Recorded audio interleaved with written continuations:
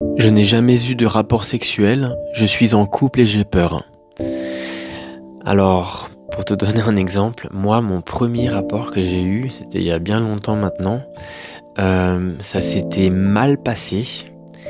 La personne en face de moi avait des attentes que j'étais incapable de combler, mais psychologiquement. Et je sais que les jours qui ont suivi, je me sentais vraiment mal.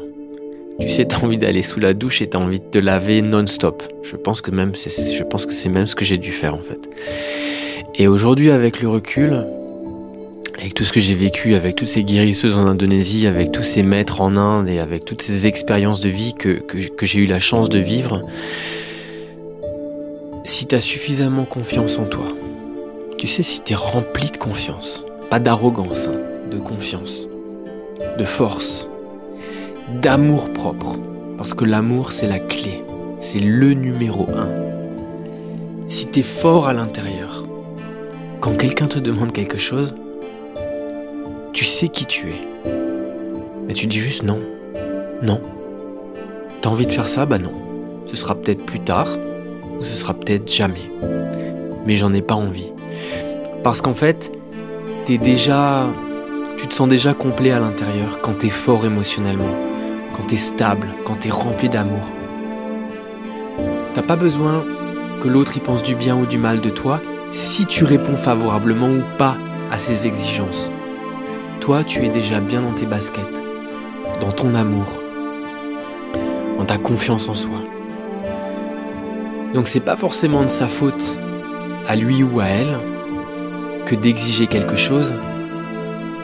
C'est pas forcément de ta faute à toi que de dire oui ou non en retour, mais c'est ta responsabilité de savoir qui tu es,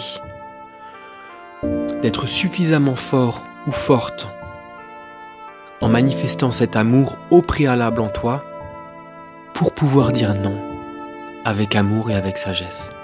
Alors il y en a plein qui vont me dire ouais mais bon c'est facile à dire, il y a des filles, peut-être même des hommes qui se font violer et ils n'ont pas su ou ils n'ont pas pu dire non. C'est une autre conversation.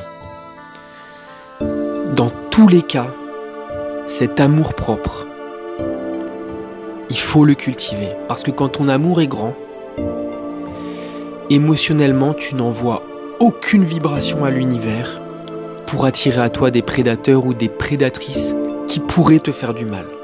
Quand tu es stable intérieurement, tu n'attires que des gens stables et des situations stables à toi. Trouve ta stabilité. Ce sera la clé à absolument tout dans ta vie. Et si un atelier questions-réponses en live t'intéresse, clique sur le lien dans la bio du profil.